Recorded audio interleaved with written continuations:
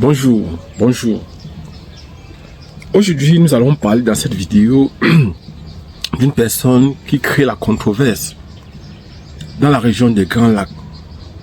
D'aucuns disent c'est le touriste, d'autres c'est un méchant, et ses opposants ont tellement peur de lui parce que selon eux, il décime très souvent ses opposants. Peu importe le pays dans lequel tu es, il va te poursuivre.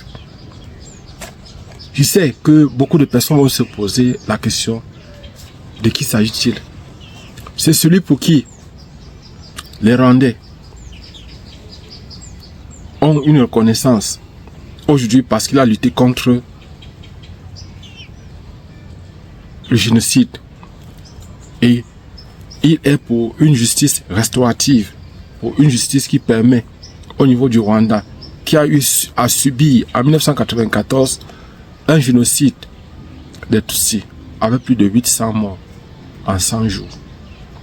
Il s'agit du président Paul Kagame. Je voudrais, avant de vous parler de ce monsieur, que vous puissiez suivre cette vidéo qui va vous donner en quelques temps, en quelques minutes, en quelques secondes, un bref aperçu de l'homme.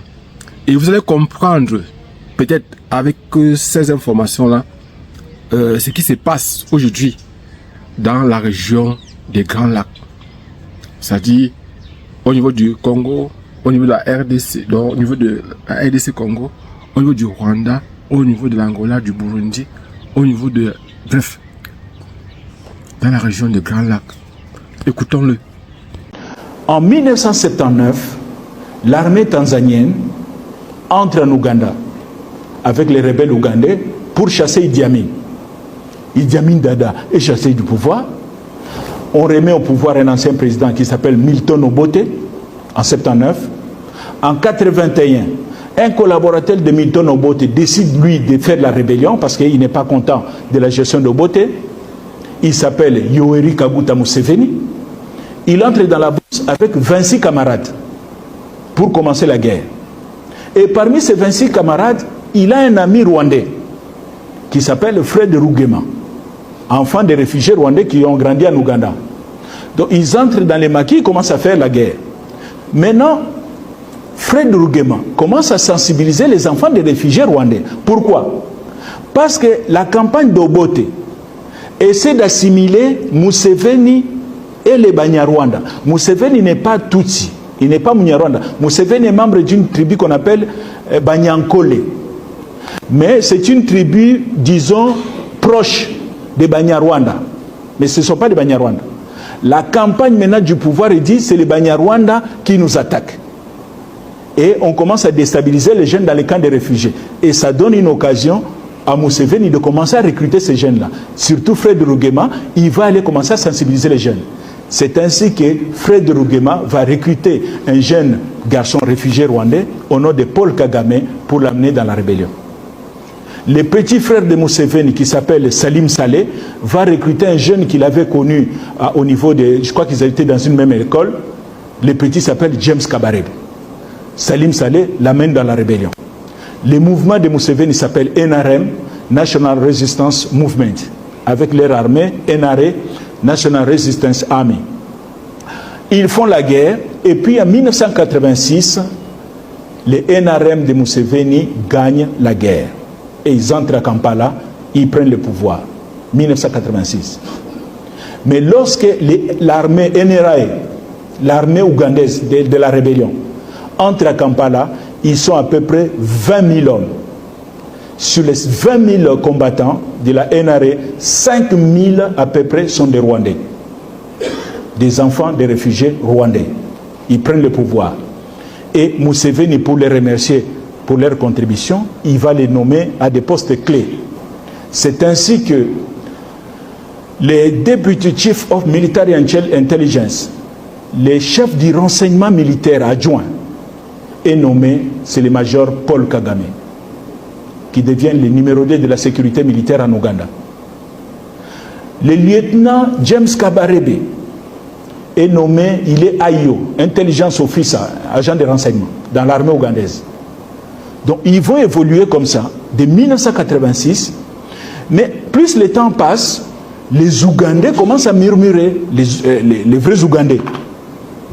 Ils disent, mais comment on peut accepter quand même dans notre pays? Tout le monde sait que ces gens-là, c'est des Rwandais, ils ont des positions claires. Donc, il y a une tension qui commence à monter au sein de l'opinion ougandaise. Museveni dit, ça m'amènera des problèmes, ça. Il faut que je me débarrasse de mes alliés qui deviennent encombrants. La meilleure façon de se débarrasser de ces anciens alliés, c'est de les aider à rentrer chez eux. Et c'est ainsi qu'ils vont créer, Fred Ogema va créer une structure politique qui va appeler FPR, Fonds patriotique rwandais, avec une branche armée qui s'appelle APR, Armée patriotique rwandaise. Et le 1er octobre 1990, avec soi-disant des équipements volés à l'armée ougandaise, Museveni a dit, oui, ils ont volé. En réalité, on sait que Museveni avait fermé les yeux. Ils vont prendre des armes, des jeeps et tout. À peu près 3000 combattants traversent la frontière rwandaise. Vous venez l'écouter. Il vous a donné un bref aperçu de l'homme qu'on appelle aujourd'hui Paul Kagame. Il est considéré comme l'ennemi juré. Celui pour qui le ministre d'État, ministre de la Justice du Congo démocratique, c'est-à-dire de la République démocratique du Congo, Constant Mutamba, est prêt à découdre.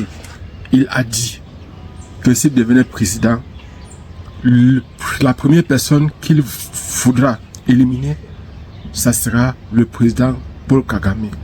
Pourquoi une telle haine contre un être humain? Pourquoi une telle haine contre une personne? Qu'est-ce qu'il y a? Constant Mutamba a quel problème particulier avec le président Paul Kagame? Il pense que c'est le président Paul Kagame qui est à l'origine de la déstabilisation du Congo. C'est vrai, c'est discutable.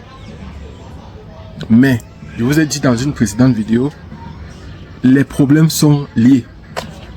Les problèmes au niveau de la République démocratique du Congo sont liés. Je vous ai parlé des problèmes des pasteurs qu'on devait interdire parce que ces pasteurs mettent trop l'œil sur les choses publiques. Et Constant Mutamba soupçonne que ces pasteurs seraient à l'origine de la déstabilisation du Congo. En fait, il veut fermer la bouche, il veut fermer les bouches des personnes qui sont capables de dénoncer ce qu'il fait.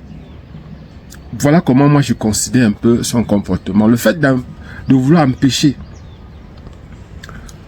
aux personnes d'exprimer leur foi serait quelque chose de purement extrêmement dangereux. C'est vrai que un pays dans lequel les personnes pensent plus à la religion, pensent plus à prier que de travailler, c'est un pays qui peut être dangereux et en proie à la famine.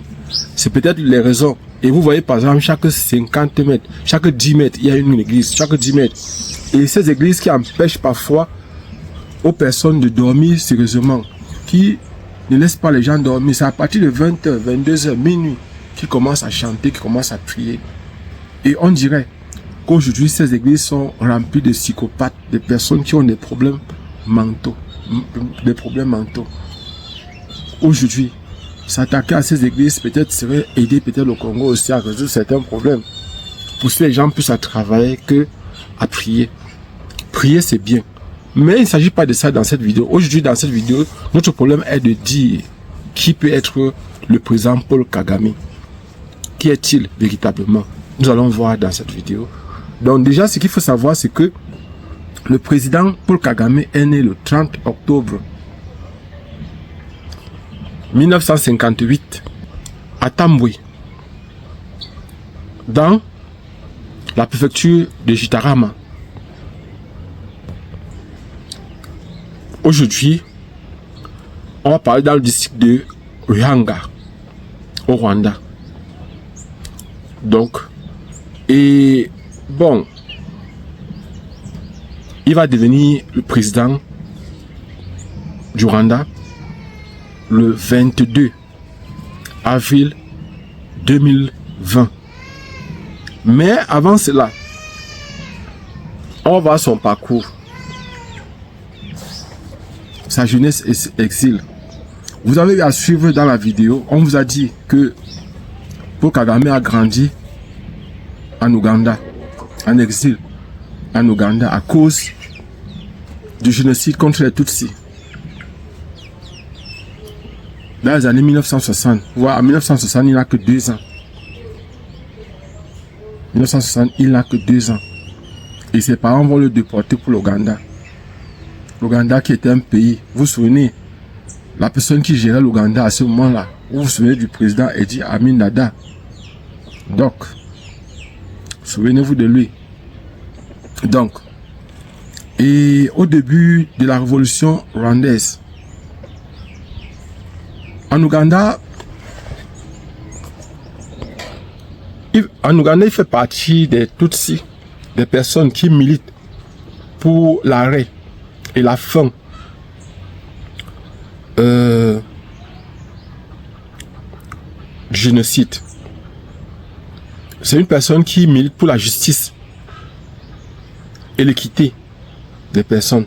Ça dit que tout le monde a le droit à la vie, tout le monde a droit à la vie, tout le monde a droit à la terre, tout le monde a droit. Voilà les choses que défend à ce moment-là Paul Kagame quand il se trouve en Ouganda. Et Paul Kagame va s'engager dans l'armée ougandaise. Donc on va voir, il milite. Il milite pour un parti ou bien au niveau de l'armée. Il rejoint l'armée nationale de résistance ANR de Yoweri Museveni en Ouganda et participe au renversement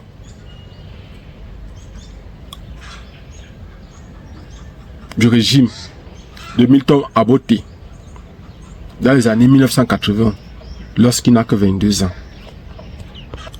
En 1990, lorsqu'il a 32 ans, il devient un participant, leader, un grand leader du Front patriotique rwandais, FPR, une organisation politico-militaire formée par les réfugiés Tutsis. Ceux-ci lancent une guerre contre le régime rwandais dominé par les Hutus. Donc, avec ça, vous comprenez déjà d'où peut venir. Et à ce moment-là, n'oubliez pas, il se trouve encore en Ouganda.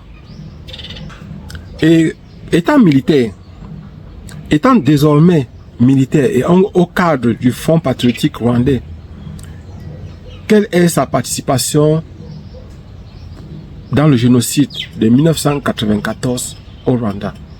C'est une question qu'on peut bien se poser concernant le président ou l'ancien président Paul Kagame. Sous son commandement, n'oubliez pas, en 1994, ce sont les Hutus qui sont au pouvoir au Rwanda. Et sous l'action du Front patriotique rwandais, commandé par Paul Kagame, il va mettre fin au génocide des Tutsis au Rwanda, qui va faire en 100 jours plus de 800 000 morts. Plus de 800 000 morts en 100 jours au niveau du Rwanda. Nous pouvons donc nous poser cette question maintenant. Le génocide étant fini, il y aura une justice restaurative, c'est-à-dire une justice qui permet l'opprimé et l'oppresseur, les génocidaires, à se réconcilier avec les génocidés. Une justice restaurative au niveau de Kigali ou au niveau de façon générale du Rwanda va s'installer pour réconcilier tous les Rwandais. Et comment donc Paul Kagame va donc faire pour accéder au pouvoir? Comment est-ce qu'il procède donc pour accéder au pouvoir? Dès la victoire du FPR, Front patriotique rwandais, Paul Kagame sera vice-président du Rwanda.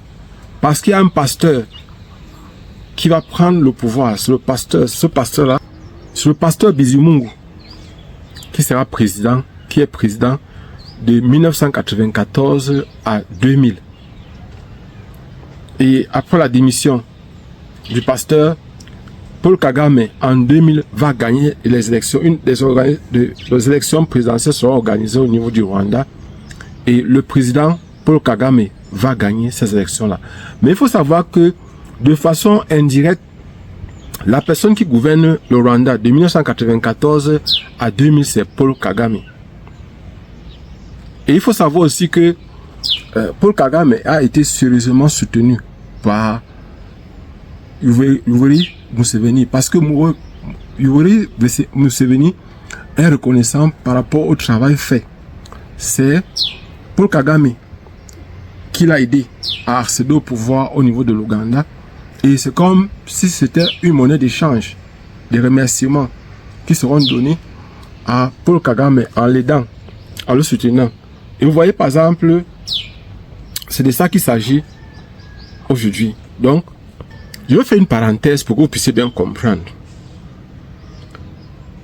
Nelson Mandela, qui est le président sud-africain qui a fait plus de 27 ans en prison, presque 30 ans en prison, donc près de 27 ans en prison, est le président en exercice de l'Afrique du Sud de 1994 à 1999. Et en 1997,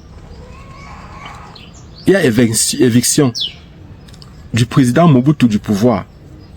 Le président Kabila prend le pouvoir au niveau du Congo, de la République démocratique du Congo, ex-Zaïre, encore appelé Zaïre, parce que c'est lui qui va renommer le Zaïre République démocratique du Congo. Et il faut savoir que ici, l'Ouganda va soutenir les troupes. C'est-à-dire, Paul Kagame va envoyer des troupes au niveau du Congo, du Zaïre, pour permettre à Kabila, à Laurent Désiré Kabila, de prendre le pouvoir au niveau du Zaïre. Et on sait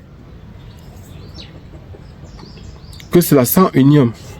Donc on sait aujourd'hui qu'il s'agissait de l'armée rwandaise, la 101e régiment de l'armée rwandaise entre dans la ville. Ce sont eux qui ont aidé le président Kabila à prendre le pouvoir au niveau du Zaïre, ex-Zaïre. C'est le Rwanda qui a aidé Laurent Désiré Kabila à prendre le pouvoir au niveau du Rwanda, du Congo, c'est-à-dire du Zaïre. Il faut donc comprendre pourquoi est-ce que aujourd'hui, au niveau de la sous-région, on accuse constamment le Rwanda d'être à l'origine de la déstabilisation d'une partie du Congo, la RDC. On va parler un peu du pouvoir de Paul Kagame. Paul Kagame est président du Rwanda. Mais qu'est-ce qu'il a fait pour faciliter ou pour permettre le développement du Rwanda? Son leadership, parlons-en. En fait, Paul Kagame est l'un des présidents qui a réconcilié tous les Rwandais et qui a permis le développement du Rwanda. Les choses, au niveau surtout de l'agriculture, où plus de 70% de la population font de l'agriculture et qui représente à peu près 25% du PIB et 56% des emplois dans le pays, c'est-à-dire au niveau du Rwanda. Et quelles sont les cultures? Il y a les cultures vivrières. Au niveau des cultures vivrières, il y a le sorgho, le haricot. Et au niveau des cultures d'exportation, on a le thé et le café. Voilà ce qui fait la force du Rwanda. Et Paul Kagame a mis un accent particulier sur la culture. Parce que vous savez, les sous-sols du Rwanda ne sont pas encore, les gisements n'ont pas encore été découverts au Rwanda. Mais je crois qu'il y a beaucoup, le sous-sol du Rwanda est sérieusement riche. Mais il faut savoir, le Rwanda est un petit pays entouré de très grands pays, très vastes pays. Vous savez, au niveau de la RDC, du Congo RDC, c'est-à-dire la République démocratique du Congo, c'est un territoire qui a plus de 2 300 000 km². Et l'autre pays voisin, au niveau de l'Est, je crois, de l'Est, par exemple, c'est l'Ouganda, avec plus de 800 000 km². Or, le Rwanda est un très petit pays. est surpeuplé. C'est un très petit pays qui est surpeuplé.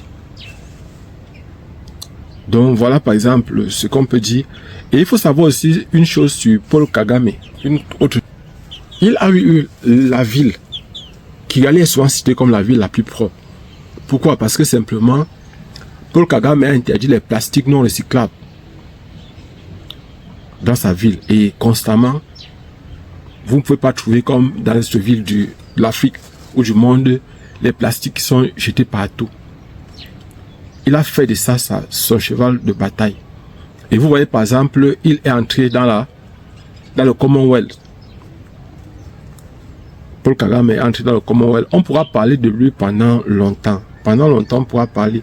Et Paul Kagame est un président qui a une très grande vision du Rwanda.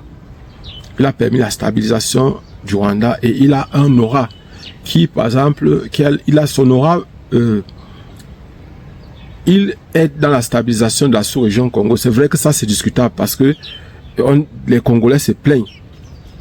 Vous voyez, Constant Mutamba devient son pire ennemi parce que simplement il dit, c'est vrai, ce sont des slogans politiques que Constant Mutamba utilise constamment, mais il faut savoir une chose, c'est que le président Paul Kagame est une personne qui a une aura qui porte. Il a développé son pays, il a permis à son pays, un peu comme les présidents du Sénégal qui ont permis au Sénégal d'évoluer pendant qu'il n'y avait que les arachides qui permettaient au Sénégal et le poisson, la pêche et les arachides qui permettaient au Sénégal de parler fort dans le monde avant la découverte des gisements de pétrole au Sénégal. C'est la même chose un peu avec Paul Kagame qui aujourd'hui ne compte surtout que sur la technologie et l'agriculture. Abonnez-vous et partagez. Je crois qu'on peut-être on reviendra pour mieux comprendre. Parce que pour mieux comprendre ce qui se passe aujourd'hui dans les régions du Grand Lac, il faut comprendre tous ces mécanismes-là, toutes ces petites choses-là. Abonnez-vous et partagez au maximum cette vidéo. Pour ceux qui font les prépas concours, bien qui vont faire les prépas concours, je voudrais préciser que pour ceux qui font les concours au niveau DCA level au niveau baccalauréat, l'inscription c'est 5000 francs et on paye en avance au moins ces 2 mois. Pour ceux qui font les concours niveau licence au niveau de pour l'entrée en 3e année ou en 4e année dans les grandes écoles de formation, il faut savoir l'inscription c'est 5000 francs et les frais c'est 30 000 francs et il faut avancer au moins ces 2 mois. Donc voilà ce que je pourrais vous conseiller, voilà ce que je peux vous dire en ce qui concerne Paul Kagame. Mais il faut savoir qu'une chose, c'est que Paul Kagame n'est pas un saint. Il est craint. Et c'est un homme qui pourchasse ses opposants presque partout dans le monde. Et c'est la raison pour laquelle, très souvent, ses services de renseignement, ses services secrets pourchassent et tuent ses opposants, même à l'étranger. Il n'aime pas qu'on mal parle de lui. Il n'aime pas qu'on s'oppose à lui. Il veut être seul. Et c'est la raison pour laquelle les associations des droits de l'homme, comme Human Rights Watch, les associations des droits de l'homme ont un problème particulier avec lui. On se voit prochainement dans une prochaine vidéo, Inch'Allah.